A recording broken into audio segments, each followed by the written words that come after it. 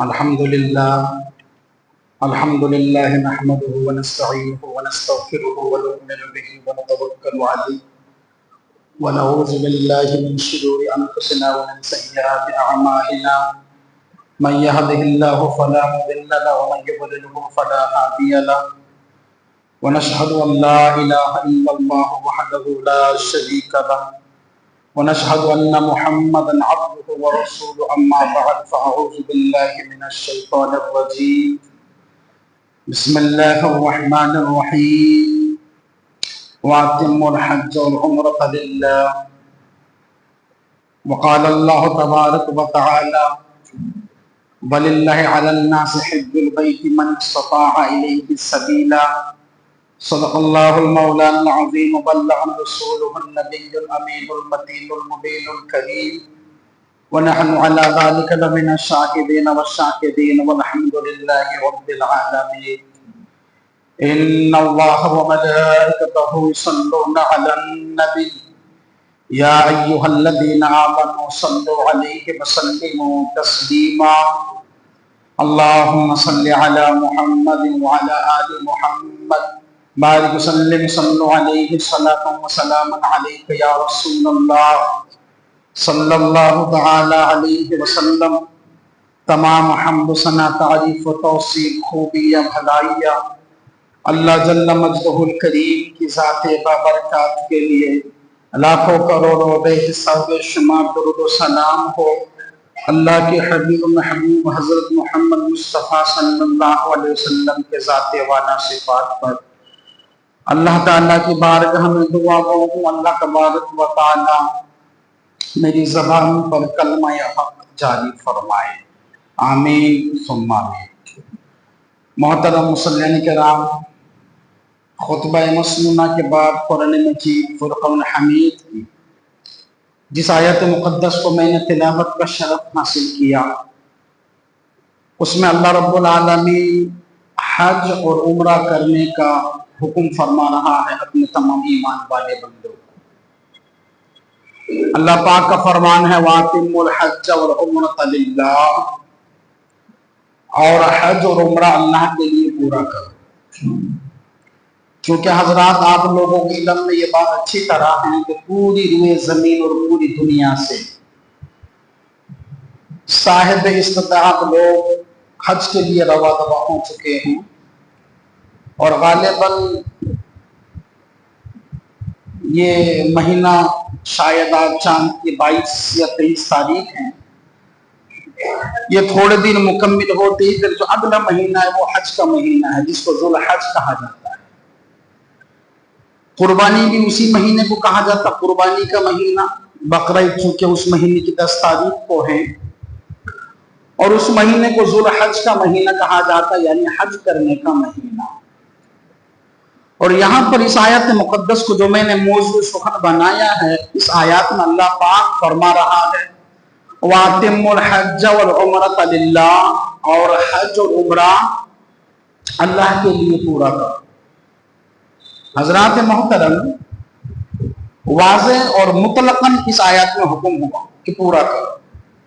ایک اور آیت جس کو میں نے پڑھا، اس میں پھر اللہ تعالیٰ نے کنڈیشن مقرر فرمایا کہ وہ سارے کے سارے پر یہ لاگو نہیں ہوتا، بلکہ کون؟ جو لوگ اس گھر تک پہنچنے کی استطاعت رکھتا ہے۔ اللہ کا فرمان کیا ہے؟ وَلِلَّهِ عَلَى النَّاسِ حِجُّ الْبَيْتِ مَنِ اسْتَطَاعَ إِلَيْهِ سَبِيلًا، جو اس مقام تک پہنچنے کی استطاعت رکھتا ہے اس پر اس گھر کا طواف کرنا فرض ہے۔ اور مفسرین نے اس آیات کا خلاصہ بیان کیا ہے کہ استطاعت سے کیا کیا مطلب۔ تو جناب مختصراً خلاصہ یہ ہے، استطاعت سے مطلب یہ ہے کہ بندہ اپنے گھر سے لے کر حرم مکہ تک پہنچے، ارکان حج کو پورا کرے، اور اس کے تمام اخراجات اس کے پاس موجود ہو، پھر وہاں سے اپنے ملک اپنے گھر واپس آئے۔ اتنا زادر راہ سفر کے سامان کا خرچ اس کے پاس ہونا ضروری ہے۔ اچھا، پھر وہ جو گیا اس کے بیوی اور بچے، اس کے ماتحت جو لوگ تھے جن کا روٹی کا بڑا مکان کا نظام ان کے سر پہ تھا، ان کی غیر موجودگی میں اتنا خرچہ بھی ہونا ضروری ہے کہ جب تک وہ نہ آئے باقی ان کے ہاتھ کے پیچھے کے لوگ جو ہیں، بیوی بچے یا بوڑھے ماں باپ جو بھی افراد ہیں، ان کے خرچ کے لیے بھی اتنا پیسہ ہونا چاہیے جب جا کے اس بندے پر حج کرنا فرض ہو جاتا ہے۔ اگلی بات، اب جو آدمی اس لیول پر پہنچ چکا ہے کہ وہ جا کے آ سکتا، تمام اخراجات کو اٹھا سکتا، اس کی غیر موجودگی میں اتنا پیسہ ہے کہ وہ بال بچوں کو دے تو بال بچوں کی ضرورتیں آسانی سے پوری ہو سکتی، ٹھیک ہے جی، باوجود اس کے اگر وہ نہیں جاتا تو جب تلک وہ نہیں جائے گا تب تلک مسلسل اس پر گناہ چڑھتا رہے گا۔ مثال کے طور پر اس سال کسی بندے پر حج فرض ہو چکا تھا، اب وہ نہیں جا رہا ہے، اپنے معاملات کو لے کر کے یہ کام میں نے کرنے ہیں، ان کاموں کو میں نے انجام دینا ہے، یا میں نے بال بچوں کی شادیاں وغیرہ وغیرہ وغیرہ کرنی ہے، اور جو بندہ کیا کر رہا ہے، وہ تاخیر کر رہا ہے۔ حج فرض اسی سال ہو چکا تھا، اب 2 5 10 سال 15 20 سال بعد وہ جا رہا ہے، تو جناب وہ جتنا وقفہ لگائے گا تاخیر کرنے میں، وہ سارا کا سارا وقت گناہ میں لکھا جائے گا، اور 15 سال 10 سال 2 5 10 سال جب کبھی اس کو موقع ملا اگر اس نے حج کر لیا تو یہ جو اس نے تاخیر کیا تھا، حج کرنے کی وجہ سے تاخیر کے گناہ معاف نہیں ہوں گے جب تک کہ وہ تاخیری کہ اللہ تعالیٰ سے توبہ نہ کرے اور معافی نہ مانگے۔ آپ سمجھ رہے ہیں بات میں؟ جب تک انسان اس نے جو تاخیر کیا توبہ نہ کرے، جب تک وہ اللہ تعالیٰ سے معافی نہ مانگے، اور اللہ تبارک و تعالیٰ اگر اس بندے کی اس کوتاہی تاخیر کو معاف نہ کرے تو جناب اس کی پوچھ ہوگی، اور رب تعالیٰ معاف کرنے کو پسند کرتا، وہ رؤوف الرحیم غفور الرحیم ہے، وہ معاف کر دے تو پھر اس کا مسئلہ حل ہوگا۔ اور بالخصوص ہمارے یہاں پاک ہند اور دیگر ہمارے جو اطراف میں بر صغیر میں ممالک ہیں، یہاں پر لوگ بڑے تاخیر کرتے ہیں، لوگوں کے مسئلے بڑے پیچیدے ہوا کرتے ہیں، من مانی اور خود ساختہ ان کے شیڈول اور منصوبات اور معاملات ہوتے ہیں کہ صاحب میں نے یہ کام کرنے ہیں، بچوں کی شادیاں کرنی ہیں، یا پھر میں نے بچوں کو کاروبار میں مضبوطی کی قدم جما کے دینا ہے، یا میں نے فلاں پراپرٹی اور مکان اور کھیت خریدنا ہے، وہ پھر جناب ہوتا کیا، وہ بڑھاپے کے آخری منزلوں پہ ہوتا ہے، ان کو 1 کلومیٹر چلنا دشواری اور مشکل ہوتی ہے، پھر جناب وہ ویل چیئر میں یا اپنے بچوں کے سہارا لے کے وہ حج کرنے نکلتے ہیں۔ جناب یہ بات ذہن پہ رکھیں، حج وہ عبادت ہے کہ مالی اور جسمانی دونوں چیز کا یہاں پر تعاون ہوتا ہے۔ مثال کے طور پر بندہ نماز پڑھنا چاہے، مال کا کوئی خرچ نہیں ہے، وضو کرے، کپڑے پاک صاف ہے، اس کی نماز ہو گئی۔ بندہ روزہ رکھے، بس ان کو قربانی بھوک اور پیاس کی دینی ہے، مال خرچ نہیں ہوتا۔ جناب زکوٰۃ کا جب معاملہ آتا تو وہاں پر ان کو 2.5% دینا پڑتا، تو زکوٰۃ میں صرف مال ہی کا خرچ ہے، جسم کی محنت نہیں ہوتی۔ ہاں جو کنجوس ٹائپ کے لوگ ہوتے ہیں ان کو یہ دشوار سی ہوتی ہے، اور بہت سے کنجوس ایسے بھی ہوتے جو اپنے مال کا زکوٰۃ ہی نہیں نکالتے ہیں۔ تو جناب اگر زکوٰۃ کی بات کروں تو صرف مال کا دخل ہے، جسمانی محنت کا کوئی تعلق نہیں ہے، مگر صاحب جب بات آتی حج کی نا جناب تو حج میں مال ہی لگتا، محنت بھی لگتی ہے۔ اب جناب ایک آدمی جو کمزور ہو چکا ہے، جنہیں چلنے پھرنے میں دشواری ہوتی ہے، جن کو پیشاب اور پاخانے کا مسئلہ رہتا ہے، اور وہ چلا ہے جناب بڑھاپے میں حج کرنے، تو جناب ایسے بوڑھوں کے حج کے تعلق سے پھر اللہ ہی اللہ خیر چلنا، اللہ تعالیٰ بخشنے کو پسند کرتا ہے۔ مگر مجھے ایک صاحب نے پچھلے دنوں میں بتایا بھی تھا کہ کتنے ایسے حاجی لوگ جو بوڑھے ہوتے ہیں، وہ حج کے تمام ارکان کو ادا نہیں کر پاتے، اپنے ہوٹلوں میں اپنے رہائش گاہ میں رہتے ہیں وہ، کیونکہ لوگوں گردش اور بھیڑ اور لوگوں کا ایک بڑا ہجوم ہوتا ہے، وہاں پر وہ حج کے ارکان ادا کرتے ہی نہیں ہیں، اور ان کی جسمانی طاقت کا معیار یہ ہوتا ہے کہ اگر کرنا بھی چاہے کر نہیں پائیں گے۔ تو صاحب دراصل یہ ایک مالی اور جسمانی دونوں عبادتیں اس میں شامل ہیں. تو انسان کو چاہیے کہ پہلی فرصت میں اس فریضے کو انجام دے، اور جو لوگ انجام نہیں دیتے ان کے لیے پھر بڑی مذمت ہے. مشکات شریف میں وہ حدیث ہیں، حضرت عمر فاروق رضی اللہ عنہ اس حدیث کو روایت کیے ہیں کہ حضور رحمت عالم صلی اللہ علیہ وسلم نے ارشاد فرمایا کہ جس بندے پر حج کرنا فرض ہو چکا تھا، وہ تمام سہولتیں ان کے پاس میسر اور موجود تھی، باوجود وہ حج نہ کرے یوں ہی مر جائیں، تو حضور پاک صلی اللہ علیہ وسلم نے ارشاد فرمایا کہ رب کو اس بات سے پرواہ نہیں کہ وہ شخص یہود ہو کر مرے یا نصرانی ہو کر مرے. اللہ اکبر. حضرات محترم، اس حدیث میں بہت بڑی مذمت، وعید اور تمام صاحب استطاعت کو ڈرایا گیا، ہوشیار خبردار کیا گیا. اور اس کی مذمت کتنی ہے؟ حضور نے فرمایا صلی اللہ علیہ وسلم کہ بندہ وہ تو ہے ایمان والا، وہ رب کی عبادت کرتا ہے، تمام احکاموں کو بجا لاتا ہے، مگر ہاں اس پر حج کرنا فرض ہو چکا تھا، حج کی فرضیت کو تاخیر کرتا رہا حتیٰ کہ وہ یوں ہی مر گیا. تو مرتے وقت وہ ایمان کے ساتھ مرے گا یا یہودی ہو کر مرے گا؟ مرتے وقت اس کو کلمہ نصیب ہوگا یا وہ نصرانی کی موت مرے گا؟ اس بات پر خدشہ ہے اور اندیشہ ہے. اس بات پر خدشہ ہے اور اندیشہ ہے.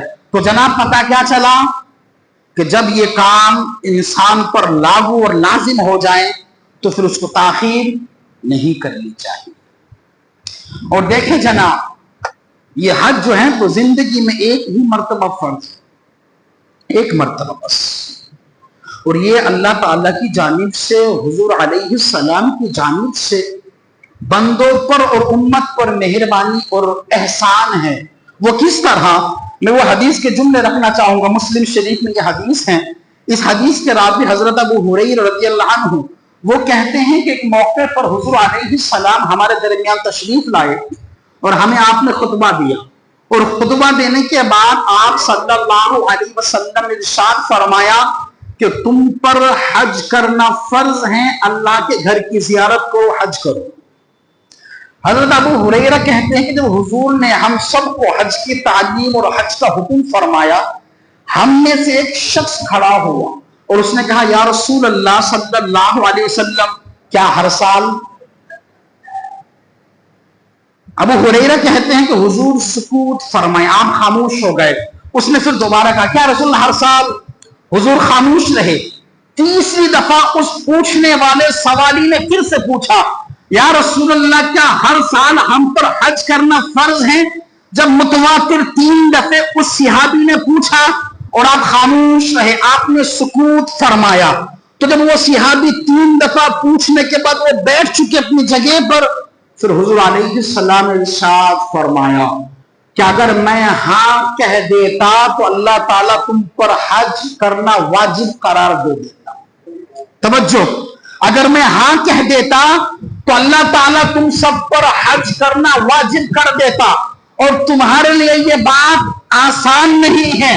اور سنو، تم مجھ سے کثرت سوال نہ کیا کرو، تم سے اگلی قوم اسی طرح اپنے نبیوں پر کثرت سوال کی وجہ سے ہلاک ہو گئے. جس کام کا میں تمہیں حکم دوں اس کو کر لیا کرو، اور جس کام سے میں تمہیں روکوں اس سے رک جاؤ. حضرات محترم، حدیث کا ترجمہ آپ نے اس کا مفہوم سن لیا. کیا پتا چلا؟ جب وہ صحابی نے پوچھا تھا، حضور نے کہا اگر میں ہاں کر دیتا تو تم پر فرض ہو جاتا. جناب سوچیں آپ، اگر حضور ہاں کہہ دیتے بالفرض محال، اگر حضور ہاں کہہ دیتے، ہر ایک صاحب استطاعت پر سال کے آخر میں ہر مرتبہ اس پر حج کرنا فرض ہو جاتا. تو یہ احسان ہے اللہ تعالیٰ کا، اور یہ احسان ہے حضور علیہ السلام کا کہ آپ خاموش رہے، آپ نے کچھ نہیں فرمایا، اور آپ کے سکوت اور خاموش کی وجہ سے زندگی میں صرف ایک مرتبہ حج کرنا فرض. اچھا، پھر جو لوگ شوق رکھتے ہیں بار بار حج کرنے کا، تو ہر 5 سال کے بعد ایک مرتبہ وہ حج کرے، وہ سنت میں شمار ہوگا، اس کا ان کو ثواب ملے گا. مگر ہاں ایک اس ضمن پہ ایک بات میں بول کر بات کو آگے بڑھاؤں. کتنے ایسے لوگ بھی ہیں جو ہر سال عمرہ کرنے جاتے ہیں, حج کرنے جاتے ہیں, اچھی بات ہے. مگر ہاں جو لوگ ہر سال حج کرنے کا شوق رکھتے ہیں یا عمرہ جانے کا شوق رکھتے ہیں, انہیں اپنے آس پڑوس, رشتہ دار, خاندان اور قبیلے کے لوگوں کے حالات کا بھی اچھی طرح معائنہ کرنا ضروری ہے. اگر ان کے خاندان, قبیلے, محلے میں اگر کوئی ایسا شخص ہے جنہیں ان کی مالی مدد کی ضرورت ہے اور وہ ان پر توجہ دیے بغیر صرف وہ حج اور عمرہ کیے جا رہا ہے, تو جناب اس طرح کے حج اور عمرہ کرنے والے کو چاہیے پہلے وہ ان لوگوں کی مدد کرے جن کی ضرورت ہے مدد کی, یا ان کے مال کے ذریعے سے جن کے مسئلے ہوں گے, سب سے پہلے ان کو ان کاموں کی طرف توجہ دینی چاہیے. اگر پھر ان تمام کاموں سے وہ بڑی ذمہ ہوتے ہیں, اگر ان کے محلے, قبیلے, خاندان, کنبے میں کوئی ان کے مال کے مستحق نہیں ہے, پھر وہ مسلسل ہر سال کرے, اس کو ہر سال کا اجر و ثواب دیا جائے. اور جناب حج کی جہاں تک دعوت کا معاملہ ہے تو سب سے پہلے اس کی جو دعوت اللہ نے حضرت ابراہیم علیہ السلام سے دلوایا. قرآن مجید میں ہے وَأَذِّنْ فِي النَّاسِ بِالْحَجِّ. جب کعبے کی تعمیر مکمل کیا حضرت ابراہیم اور ان کے صاحبزادے حضرت اسماعیل علیہ السلام, تو کعبے کی تعمیر مکمل ہونے کے بعد اللہ پاک نے حضرت ابراہیم کو حکم دیا کیا, وَأَذِّنْ فِي النَّاسِ بِالْحَجِّ. اللہ پاک نے فرمایا اور لوگوں میں حج کی ندا عام کرے.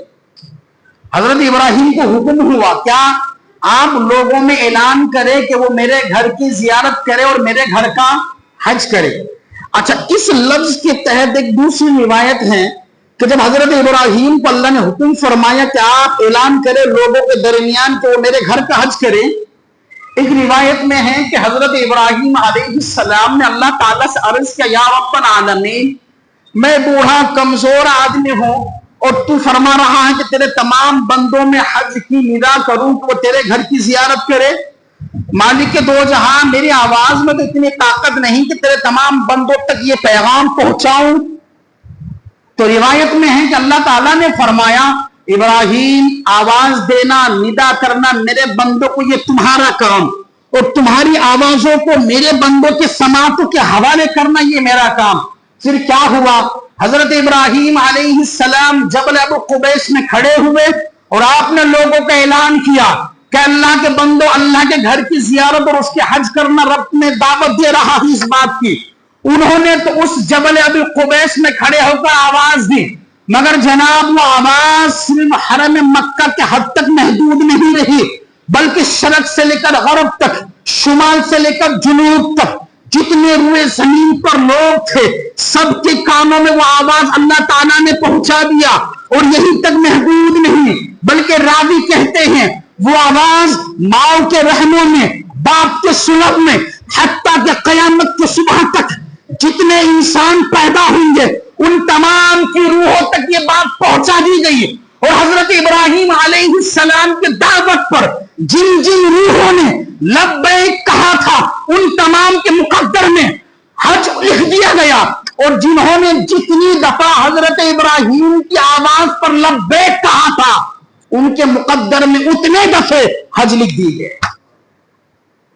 تو جناب یہ جتنے لوگ حج کو جاتے ہیں اس روایت کے مطابق عالم ارواح سے ہی ان کے فیصلے ہو چکے ہیں حرم کعبہ کی زیارت کرنا اور حرم کعبہ کے طواف کرنا.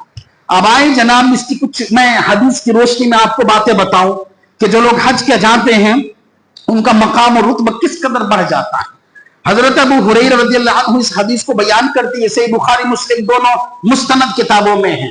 حضرت ابو ہریرہ رضی اللہ عنہ کہتے ہیں حضور علیہ السلام نے فرمایا کہ جو بندہ حج کرنے گیا فحش کلام نہ کیا, فسق فجور اور گناہ اس نے نہ کیا, اللہ کی رضا کے لیے اس نے حج کیا, حج کے تمام ارکان کو اللہ کی خوشنودی کے لیے بجا لایا, تو جب وہ حج کے تمام ارکان کو پورا کر کے اپنے وطن, اپنے مکان, اپنے رہائش گاہ کی طرف لوٹتا ہے تو وہ بندہ گناہوں سے اس قدر پاک اور صاف ہو جاتا ہے گویا کہ اس کی ماں نے اس کو آج ہی جنی.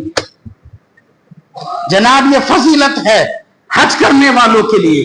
اسی طرح ایک اور حدیث جس کے راوی حضرت ابو ہریرہ اور یہ بھی صحیح بخاری مسلم میں ہے.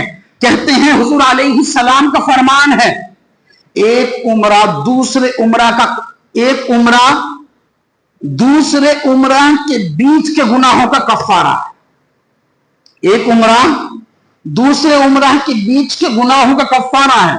اور جناب اس طرح کی فضیلت 5 وقت نماز کے تعلق سے بھی ہے کہ جو بندہ فجر نماز پڑھا اور ظہر کے بیچ اس سے کوئی گناہ صغیرہ سرزد ہو جائیں تو جب وہ ظہر کی نماز ادا کرتا فجر اور ظہر کے بیچ میں جو چھوٹے گناہ اس سے صادر ہوئے اللہ معاف فرما دیتا. اور اسی طرح ہر نماز کا معاملہ ہے. اور یہاں پر بات چونکہ حج اور عمرہ کی ہے, حضرت ابو ہریرہ کہتے ہیں عمرہ سے عمرہ تک ان کے گناہوں کا کفارہ ہے جو درمیان میں ہوئے, اور حج مبرور کا ثواب جنت ہی ہے.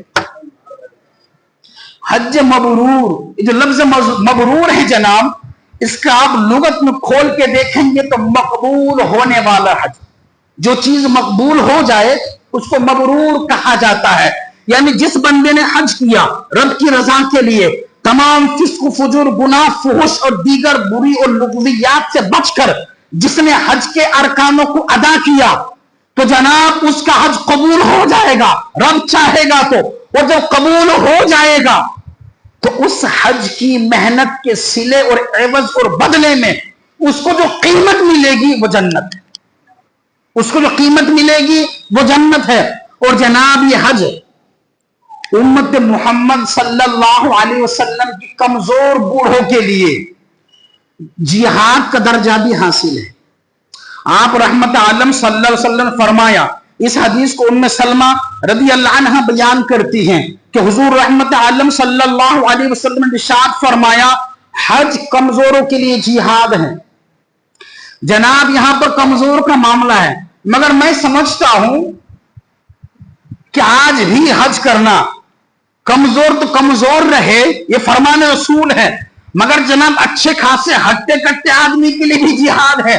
اگرچہ آج کے زمانے میں بہت ساری سہولت میسر ہے, جبکہ ایک وقت تھا لوگ پیدل, کھچر, گدھے یا گھوڑے یا اونٹوں کی پشتوں پر سوار ہو کے زابر راہ لے کر چلتے تھے. آج جبکہ آپ جہازوں میں اور مشینری والے سواریوں پر سوار ہو کے جاتے ہیں, کھانے پینے کے تمام سامان آپ کو مہیا سفر میں ہوتے ہیں, مگر جناب پھر بھی ہم ہر سال یہ خبر سنتے آتے ہیں کہ صفا مروہ کی سعی میں اتنی حجاج فوت ہو گئے.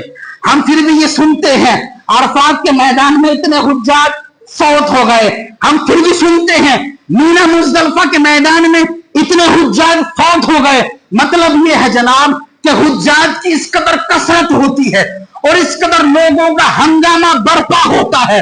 اس ہنگامے کے موقع پر جب ارکان حج کو ادا کرنا ہوتا ہے تو جناب بھیڑ بھاڑ اور رش اس قدر ہوتا ہے کہ میدان جہاد کی طرح کیفیت طاری ہو جاتی ہے, اور اسی بھیڑ کی وجہ سے کئی ایسے لوگ ہوتے ہیں جو اللہ کو پیارے ہو جاتے ہیں. تو جناب آج بھی کمزور تو کمزور ٹھہرے, رش اور گردش اور لوگوں کے ہنگامے کی وجہ سے آج بھی وہ جہاد ہے. بہرحال البتہ یہ کمزوروں کے لیے جہاد ہے. اب اسی طرح ایک اور فضیلت دیکھیں آپ حج کرنے کے حوالے سے. حضرت عبداللہ ابن مسعود رضی اللہ عنہ اس حدیث کو بیان کرتے ہیں کہ حضور رحمت عالم صلی اللہ علیہ وسلم نے ارشاد فرمایا حج اور عمرہ محتاجی اور گناہوں کو اس طرح دور کر دیتے ہیں. توجہ, حج اور عمرہ محتاجی اور گناہوں کو اس طرح دور کر دیتے ہیں جس طرح آگ کی بھٹی لوہے, چاندی اور سونے کے میل کو دور کر دیتے. اور یہ حدیث جامع ترمذی میں ہے. امام ترمذی اس حدیث کو اپنے سند میں لائے ہیں. جناب ہم کہتے ہیں کہ نہیں صاحب میرا یہ کام ہے, اگر میں حج کو چلا جاؤں گا پیسے پورا اس میں لگ جائیں گے, آگے میرا ٹارگٹ مکمل نہیں ہو سکتا, میرا مقصد بحال نہیں ہو سکتا, یا پھر اگر میں حج میں لگا دوں گا تو صاحب میرے کام بھی رک جائیں گے. جناب یہ ہماری شیطانی وسوسے ہیں کہ میرے پیسے خرچ ہو جائیں گے, کام میرا ادھورا رہ جائے گا. مگر یہاں پہ فرمان رسول تو کچھ اور ہی ہے. حضور کہتے بندے تو یہ نہیں چاہتا تیرے گناہ تجھ سے دور ہو جائے, تو یہ نہیں چاہتا تیری غربت مفلسی اور محتاجی تجھ سے دور ہو جائے. اگر تو چاہتا ہے گناہوں سے تو صاف معاف ہو جائے اور غربت، مفلسی اور محتاجی تجھ سے دور ہو جائیں تو پھر تجھ پر ضروری ہے تو عمرہ بھی کر، حج بھی کر۔ اس کے فائدے اور فضیلت یہ ہے تیری غربت کا خاتمہ ہو جائے گا اور تیرے گناہ تجھ سے دھل جائے گا۔ تو جناب ہم جو یہ سوچتے ہیں اس سوچ کو نکالیں آپ جی، ہم جو یہ سوچتے ہیں پیسے پورے اس میں لگ جائیں گے، کام میرا ادھورا رہ جائے گا، یہ ذہن سے نکالے، یہ ہمارے دماغی فتور ہے، یہ شیطانی وسوسے ہیں۔ اور جناب شیطان کا کام ہی یہ ہے کہ وہ گناہوں کو مزین کر کے لوگوں کی نگاہوں میں پیش کرتا۔ شیطان کا ہتھکنڈا ہے یہ، شیطان کا یہ کام ہے کہ وہ گناہوں کو خوبصورت طریقے سے مزین کر کے وہ ایمان والوں کے سامنے رکھتا ہے، اور ایمان والا اس گناہ والے کاموں کو خوبصورت سمجھ کر پھر اس میں پھنس جاتا ہے۔ تو جناب یہ ذہن سے آپ نکالیں، اور مزید اس کی فضیلت آپ دیکھیں، حضور رحمت عالم صلی اللہ علیہ وسلم نے کس قدر حج اور عمرہ کرنے والوں کی فضیلت اور ان کی بشارت بیان فرمائی۔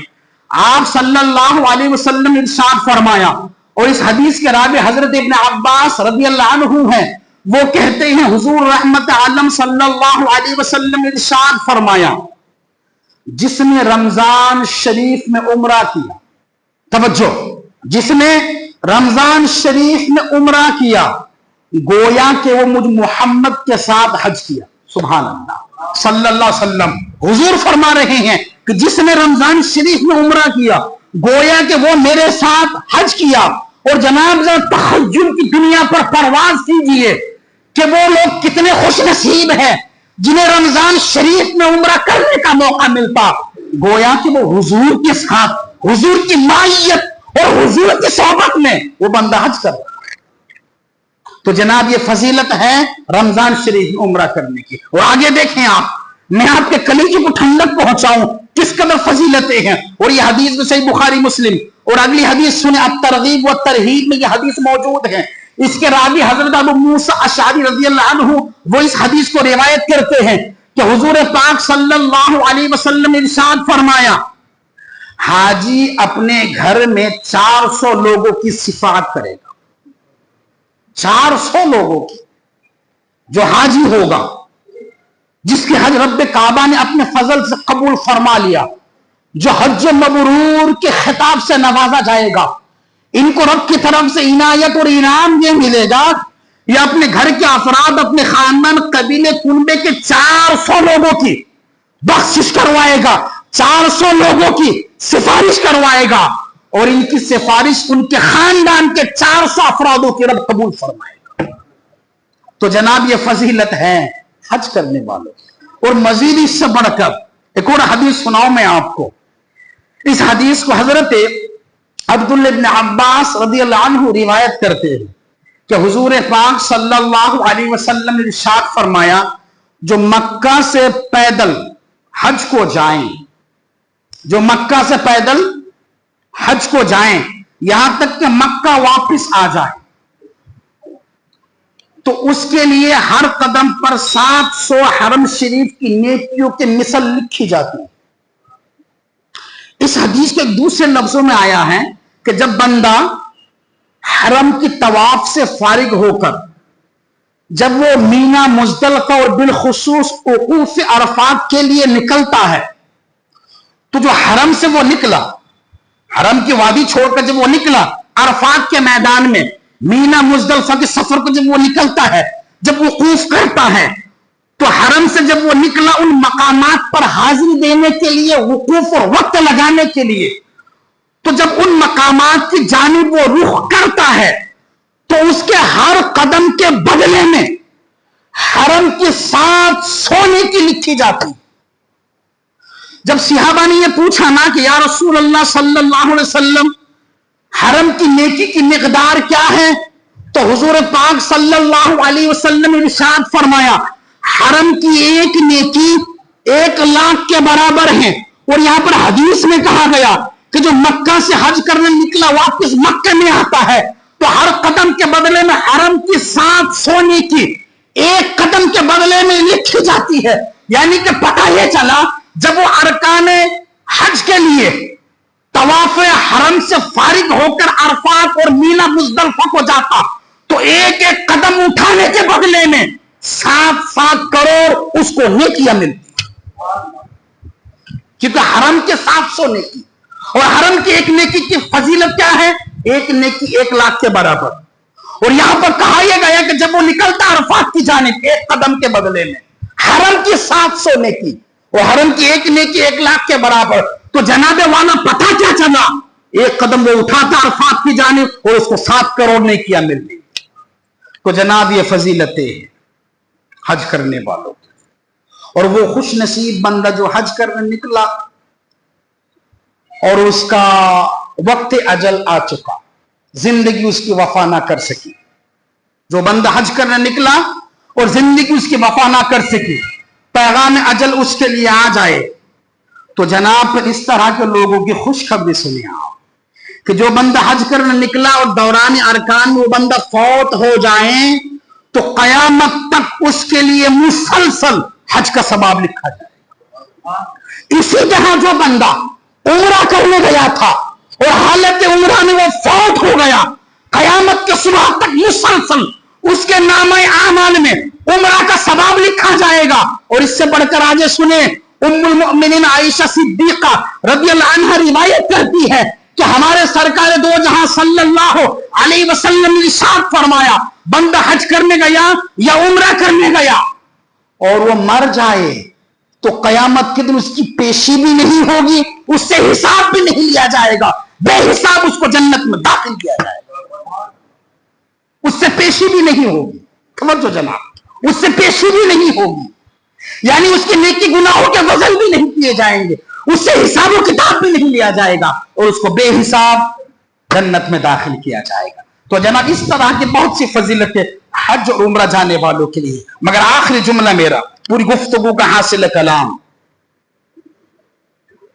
पता तो किसी को नहीं है ना, आप जुमा पढ़ने आए हैं, कोई आपको पूछे कि जनाब कबूल हुई नमाज जुमा?